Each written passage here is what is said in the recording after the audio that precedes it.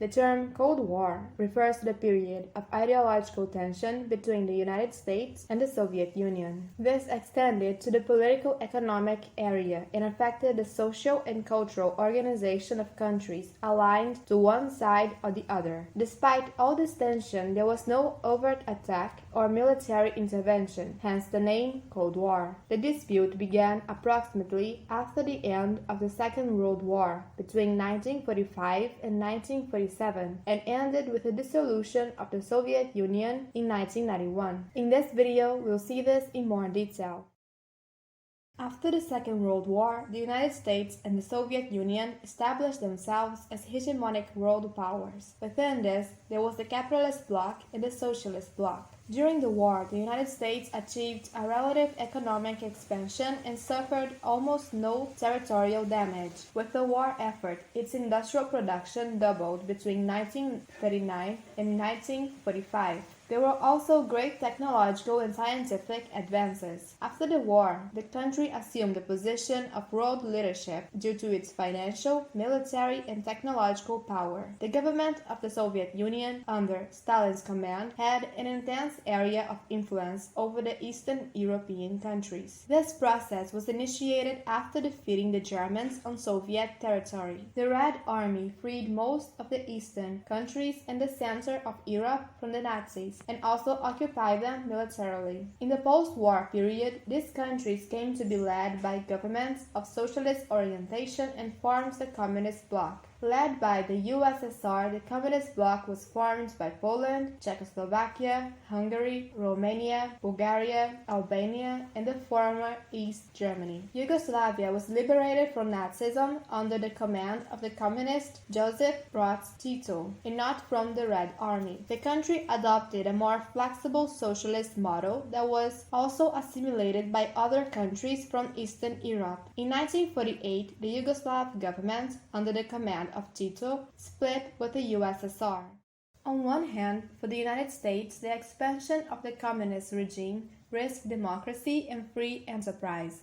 On the other hand, for the Soviet Union, increasing U.S. influence over other nations was imperialist and put at risk the idea of equality between individuals and the end of exploitation of workers, which were ideals of the socialist revolution. In this ideological war, the advertisement tactic was one of the most used by the two blocs. In March 1947, U.S. President Harry Truman made a statement in which he declared that the United States should support free peoples who are resisting attempted subjugation by armed minorities or by outside pressures. It was an allusion to the Soviet Union. For many historians, this speech marked the beginning of the Cold War. The speech was part of the Truman Doctrine, which consisted of offering different types of support, such as economic, political, and military, to Western countries in order to create containment forces to communism. With the same objective, in 1947, the Central Intelligence Agency was created, a secret intelligence service that had powers to act in the United States and in the domestic politics of other countries. In 1949, the Americans led the creation of the North Atlantic Treaty Organization, a military alliance formed at that time by 12 capitalist countries, including England and France. In 1950, Senator Joseph McCarthy assumed the leadership of the House Committee on Un-American Activities, created to identify and punish people suspected of involvement in communism. He started an intense campaign of harassment and intimidation directed at intellectuals, labor leaders, and government officials accused or just suspected of leftism. This campaign became known as McCarthyism. Some of the targets were artists and intellectuals, especially those related to the film industry. In this, there were forged allegations and false evidence against these people. Until 1948, Germany was administered by the United States, France, England, and the Soviet Union. In 1949, two independent German states were created. We had the Federal Republic of Germany, or West Germany, which brought together the parts of countries with a capitalist economy. And there was also the Democratic Republic of Germany, or East Germany, with a state socialist economy. In this, the city of Berlin, considered the capital, was located in part of East Germany, and also it went through a division into two parts. one socialist and the other capitalist. In 1961, to prevent the increase in flights from East Berlin for the capitalist West, the Soviets built a wall that divided the city in half. This wall ended up becoming the main symbol of the Cold War. Over the following years, the Berlin Wall was expanded until it completely encircled the western portion of the city. In the Soviet Union, the government also developed an aid plan to the countries of the communist bloc to isolate them from capitalism. With Stalin's death in 1953, Nikita Khrushchev became president of the USSR. In 1954, the Soviet government created its intelligence service and international espionage, the KGB, the Russian acronym for the Committee for State Security. In 1955, in reaction to the creation of NATO, the countries of the communist bloc formed a military alliance called the Warsaw Pact.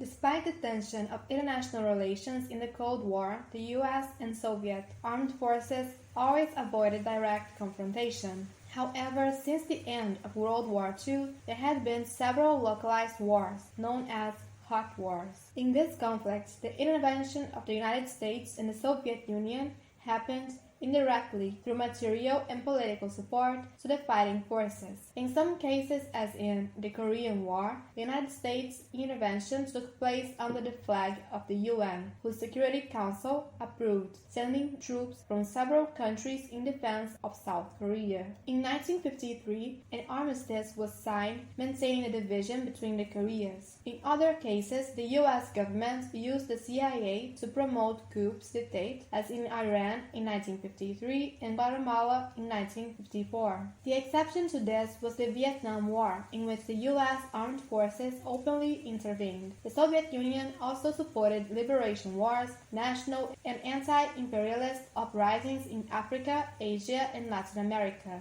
At the same time, it repressed democratic movements and demonstrations of workers who claimed better living conditions, free elections, and freedom of expression in Eastern European countries. In 1956, for example, a popular movement against the presence of Soviet troops and a group of dissident communists created a new government. The Soviets suppressed the rebellion and executed its leaders. In 1968, Soviet troops occupied Czechoslovakia to prevent the Czech government from continuing to adopt democratizing measures. In 1979, the Soviet Union invaded Afghanistan, which was in the midst of a civil war, carrying out the first direct intervention outside of the communist bloc countries since World War II. The huge expenses to keep troops in Afghanistan destabilized the Soviet economy, worsening the already precarious living conditions of the population. This and other economic and political events contributed to the disintegration of the Soviet Union in 1991.